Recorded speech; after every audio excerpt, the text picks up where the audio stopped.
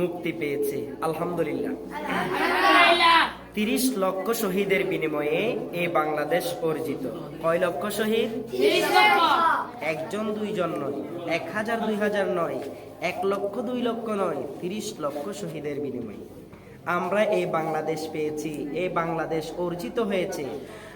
বাঙালি মানুষ মায়ের ভাষায় স্বাধীনভাবে কথা বলতে পারছে, নিজের আবেগ প্রকাশ করতে পারছে। এমন এক সময় ছিল যে বাঙালি জাতি নিজের মায়ের ভাষার যে আবেগটা ছিল সেটা প্রকাশ করতে পারত না। আলহামদুলিল্লাহ। তো যে শহীদগণের বিনিময়ে আমরা এমন একটি সবুজ শ্যামল সুশীতল বাংলাদেশ পেয়েছি, তাহলে ওই বাঙালি জাতির বীর সন্তানদেরকে স্মরণ করতে হবে না? হবে কি হবে না? আমরা ওদের স্মরণে একটি স্মরণ সঙ্গীত পড়বো, কেমন? সবাই একসাথে পড়তে রাজি? সালাম সালাম হাজার সালাম সকল শহীদ স্মরণে আমার হৃদয়ে গেঁথে যায় তাদের স্মৃতি। মাশাআল্লাহ। সালাম সালাম হাজার সালাম, সালাম সালাম হাজার সালাম সকল শহীদ স্মরণে আমার হৃদয় এঁকে যেতে চায়।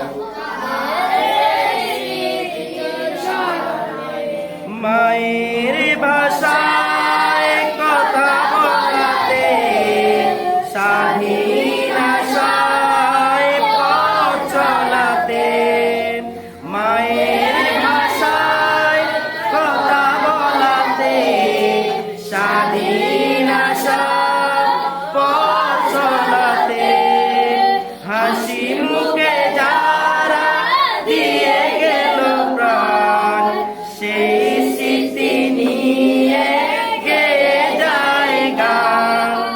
তাদের বিজয় মরণে, তাদের বিজয় মরণে আমার হৃদয় রেখে যেতে চায় তাদের স্মৃতি স্মরণে।